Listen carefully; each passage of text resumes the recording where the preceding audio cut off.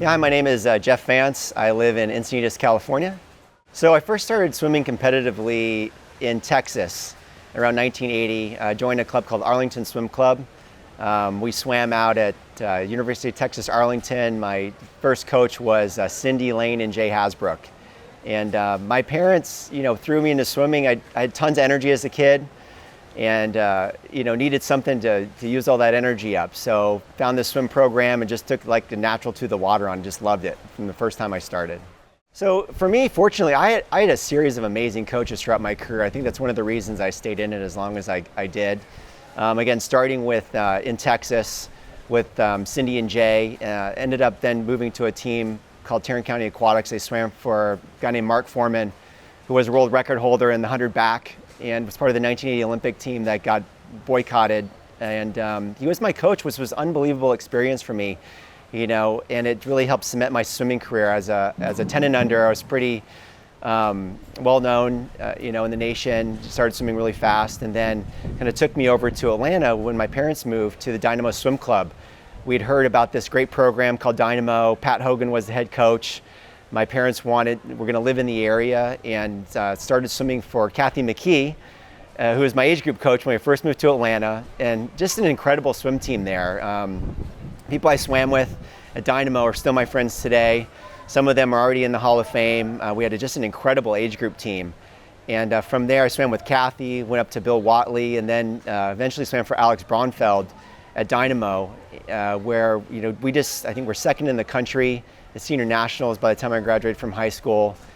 And Alex was one of the top coaches as well in the country, and that led me over to SMU, where I had Coach Eddie Sennett and Greg Rodenbaugh as my coach. And the irony of that is I started swimming in Texas, so Eddie knew me as a kid when I was swimming in Texas, and so I went to SMU on scholarship, and it was just more like home to me. I'd swam in that pool a bunch of times when I was a kid, and my teammates there I knew from Atlanta and from around the country, so I ended up going there and swimming.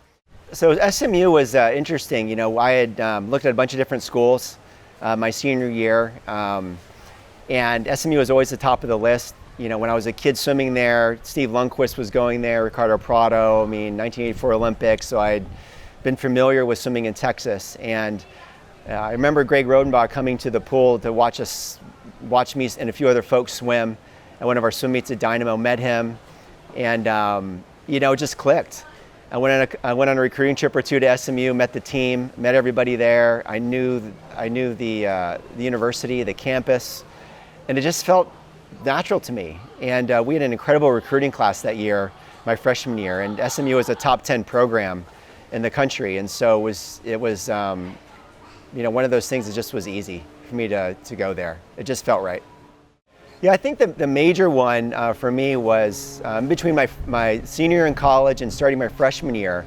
I went, I was on family vacation and was, windsurfing, felt this pain in my back, didn't know what it was, had this sharp pain in my shoulder blade behind there.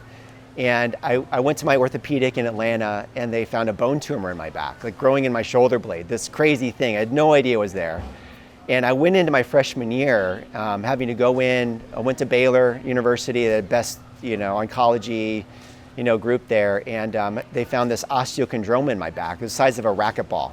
Been growing like a mushroom under my shoulder blade my entire life, had no idea it was there. So I had to have surgery on it removed. We didn't know if it was a benign or malignant tumor. It turned out to be this benign bone tumor, and had that taken out, and I redshirted my entire freshman year at SMU. Spent that whole year, really 6 months recovering from that, not sure really how I would come back to form, range and motion, things like that, and actually came back stronger. It actually gave my body, ironically, time to heal. I grew about 1.5 inches my freshman year, came back, swam that summer, and went to nationals, and came back strong my sophomore, junior, senior at SMU. But that was a pretty, from a recovery standpoint, something unexpected, like setback in my career that actually bounced back really strong. And I think it made me a better athlete at the end of the day. So I think, going back, I had team records from the club teams I swam with. I was always a top 16 swimmer in the nation. I think one I'm most proud of actually is when I won NCAAs in 1992. I'd gone to Olympic trials like 2 weeks before in Indianapolis, swam 3 events there. Didn't have my best meet, but came back 2 weeks later and swam in the same pool and won NCAAs in the 400 IM, and actually set the school record, beat Ricardo Prado's record, who was a silver medalist in the Olympics in '84, and that record stood for about 25 years and was just broke a couple years ago by one of the guys at SMU. So that's one of the things I'm probably most proud of. At SMU, I was a 10-time All-American, and I came back after my injury and was able to compete at NCAAs and multiple events in '91, '92, and '93. I do exercise regularly. After I retired from swimming, I kept swimming on and off, and I still do. I train in the pool on my own. I picked up surfing, mountain biking, skiing, all the things I couldn't really do when I was swimming. So I'm a pretty active outdoor person, and I've kept up with that throughout, ever since I stopped swimming. But the pool is a pretty active part of my life. It's something I use just to escape, meditation, just as my own time. I don't compete anymore in swimming or anything like that, but the things I do are for fun. But I do love surfing and all these great things down here in Southern California.